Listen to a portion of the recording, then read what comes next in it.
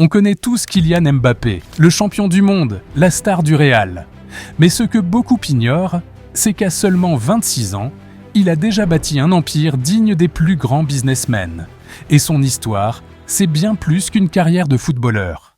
Il y a des joueurs qui brillent sur un terrain. Il y a des hommes d'affaires qui réussissent dans les affaires. Et puis, il y a Kylian Mbappé qui excelle dans les deux. À tel point que l'empire qu'il a construit est tout simplement colossal. Quand on pense à lui, on voit le champion du monde, l'enfant de Bondy devenu star planétaire, aujourd'hui sous les projecteurs du Real Madrid. Mais derrière le joueur, il existe une autre facette de son histoire. Une facette beaucoup moins connue, et pourtant tout aussi impressionnante. Car Mbappé n'est... Merci à tous, on y va. Kylian Mbappé n'est pas comme les autres. La preuve, pendant la Coupe du Monde 2022, chaque fois qu'un joueur recevait le trophée d'homme du match, il posait fièrement avec. Mais Mbappé, lui, faisait un geste inédit. Il cachait le logo Budweiser, une marque de bière américaine. Un geste volontaire.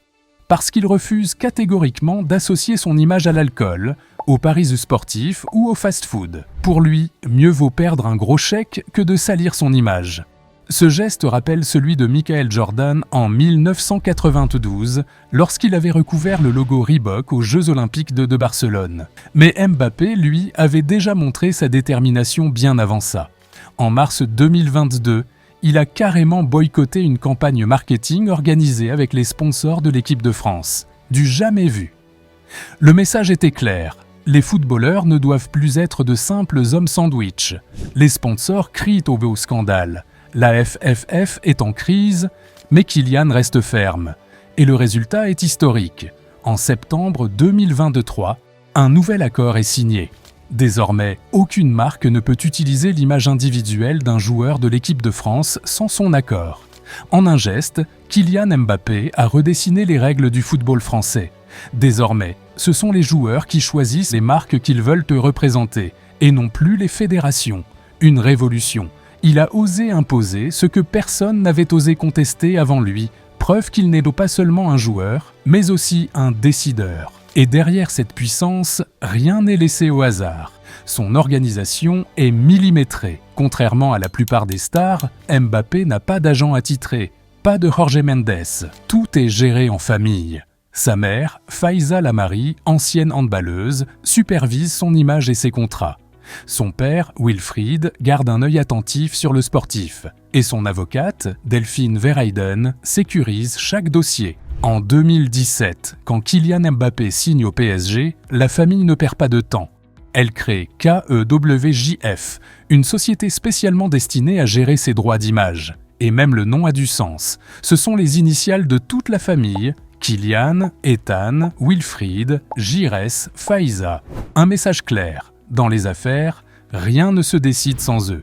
Cette société est un véritable coffre-fort. Elle génère chaque année des dizaines de millions d'euros, en plus de ses salaires astronomiques en club.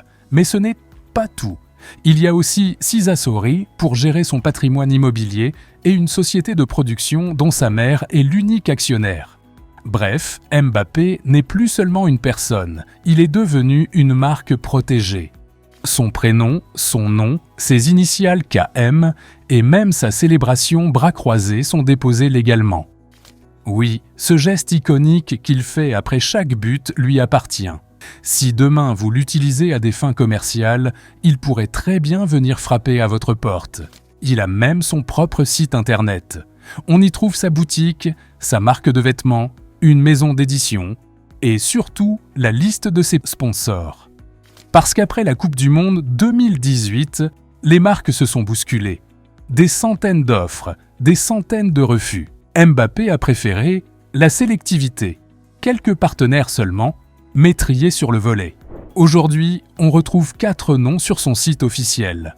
Nike, sa marque de toujours, avec qui il a signé un contrat de 10 ans estimé à 190 millions de dollars. Hublot, la prestigieuse maison horlogère suisse qui ne collabore qu'avec une poignée d'icônes mondiales. Oakley, avec qui il a lancé une collection de lunettes inspirées de son sens du détail. Rimowa, la marque allemande de bagages haut de gamme. À cela s'ajoute Dior, symbole du luxe à la française. Contrairement à Neymar, qui collectionne 25 sponsors allant des fast-foods au site de Paris, Mbappé a adopté une stratégie différente. Moins de partenaires, mais plus prestigieux. Une approche premium, exactement dans la lignée de Roger Federer. Mais Kylian ne s'est pas contenté d'être l'ambassadeur de grandes marques. Il a aussi développé ses propres entreprises. KM Mode, une ligne de vêtements et d'accessoires. KM Édition, une maison d'édition qui a publié, entre autres, une bande dessinée retraçant son histoire, oui, même à seulement 26 ans. When I was a child, my father was one of the coaches at AS Bondi, our hometown football club. For hours, I would watch him from my bedroom window, teaching his players all he knew. Et surtout, Zebra Valley, lancé en 2022. Zebra Valley, c'est bien plus qu'une société de production. C'est un projet visionnaire, créer des films, des séries et des contenus autour du sport, de la musique, de l'art et du gaming, spécialement pensé pour les jeunes générations. Son premier grand partenariat, la NBA, annoncé en direct sur ESPN. Une alliance stratégique pour toucher à la fois les fans de football et de basketball avec du contenu premium. Le modèle rappelle celui de LeBron James avec sa société Spring Hill, mais Mbappé vise encore plus grand. Faire de Zebra Valley un pont culturel entre l'Europe, les États-Unis et l'Afrique. Pour lui, c'est un moyen de construire un héritage qui va bien au-delà du terrain de football, et son empire ne s'arrête pas là. Mbappé, c'est aussi la diversification. Tech, sport, médias, il investit partout. Exemple, Sorare, le jeu de fantasy football basé sur la blockchain, où les utilisateurs achètent, échangent et gèrent une équipe virtuelle avec des cartes numériques de joueurs. Kylian est devenu actionnaire et ambassadeur de cette start-up française, aujourd'hui valorisée à plus de 4 milliards de dollars. Sa carte unique s'est même vendue 416 000 €. Sorare soutient les projets éducatifs de son association Inspired by KM. Parmi ses investissements, il y a aussi OV, une société audiovisuelle et sonore allemande. Encore une incursion dans la tech et le divertissement, toujours avec cette image d'innovation et de modernité. Puis vient Coalition Capital, son fonds d'investissement qui a pris des parts dans l'équipe française de Formule 1.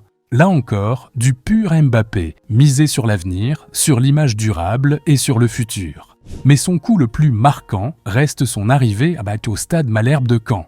Mbappé en devient l'actionnaire majoritaire alors que le club normand évolue en Ligue 2 avant d'être relégué en National. La nouvelle fait l'effet d'une bombe. À seulement 25 ans, il devient l'un des plus jeunes propriétaires d'un club professionnel en Europe. Un choix à la fois sentimental et stratégique. Sentimental car à 14 ans, il aurait pu rejoindre Caen. Stratégique car ce club devient pour lui un véritable laboratoire, un terrain d'expérimentation pour tester sa vision, développer la formation, attirer des jeunes talents et bâtir un projet durable. C'est peut-être le signe le plus clair que sa carrière d'après-football est déjà écrite. Non plus sur le terrain, mais dans la gestion. Et le clan Mbappé sait utiliser ce pouvoir. Dès cette saison, le SM Caen bénéficie d'un soutien financier direct et d'un nouveau sponsor, l'entreprise allemande OV. Preuve que le sportif et le business sont chez lui indissociables. Mais Kylian ne pense pas qu'à la France. Son ambition est planétaire. En 2019, il est invité par Nike à la finale NBA. En 2022, il lance Zebra Valley aux États-Unis. Il parle anglais et espagnol, il maîtrise parfaitement son image médiatique. En 2023, il intègre le prestigieux classement TimeScent des personnalités les plus influentes du monde. La même année, Forbes le classe 3e sportif le mieux payé du globe, devant Federer et LeBron James. Et il prépare déjà son prochain grand rendez-vous, la Coupe du Monde 2026 aux États-Unis. Là-bas, il veut devenir une véritable icône mondiale, pas seulement du football, mais aussi de la culture et des affaires. Pourtant, Mbappé n'a jamais oublié ses racines. En 2018, il reverse l'intégralité de sa prime de champion du monde à l'association Premier de Cordée. Pendant la pandémie, il apporte un soutien majeur à la fondation Abbé Pierre. Et surtout, il crée sa propre fondation, Inspired by Kylian. Son objectif ? Offrir aux jeunes défavorisés, y compris d'anciens footballeurs amateurs, l'accès à la technologie, au Web 3 et surtout l'inspiration pour croire en leurs rêves. Ses primes en équipe de France, elles aussi, sont systématiquement reversées à des associations. Et ce ne sont pas de simples gestes médiatiques. Toutes les structures qui l'aident confirment son engagement sincère. Alors oui, pour beaucoup, Kylian Mbappé restera avant tout un génie du ballon rond. Mais en réalité, derrière le joueur, il y a déjà un empire. Un empire familial construit autour de sa société KBJF. Un empire premium avec des sponsors triés sur le volet. Un empire créatif avec Zebra Valley. Un empire investisseur de Sorare à la Formule 1 en passant par le stade Malherbe de Caen. Et un empire social grâce à sa fondation.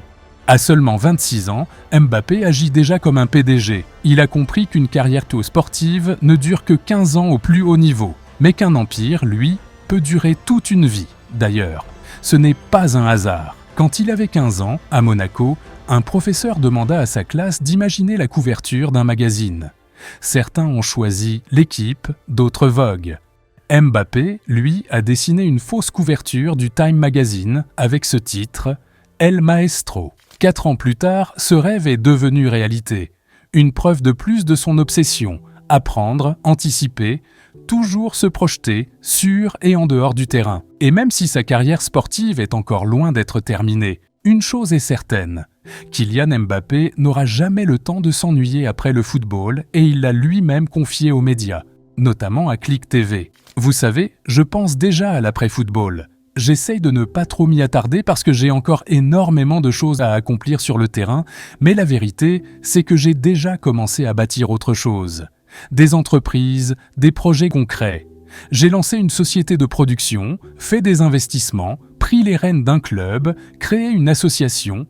Ce sont des activités qui ne rapportent pas forcément de l'argent immédiatement, mais qui demandent une implication totale, un vrai travail à temps plein. Et ça me passionne. J'ai aussi des sponsors qui m'invitent à co-construire des projets avec eux. Alors oui, le football, ça reste une parenthèse, aussi belle soit-elle. Mais l'homme, lui, est fait pour durer. Alors, la vraie question était là. Sommes-nous en train d'assister à la naissance du tout premier footballeur français capable de bâtir un empire au niveau de Michael Jordan ou LeBron James? Je vous laisse répondre en commentaire. Et comme toujours, si vous avez aimé, n'oubliez pas de liker, partager et vous abonner. Ça m'aide énormément. Balancez aussi vos idées pour les prochaines vidéos. Je lis tout. On se retrouve très vite. Ciao les amis.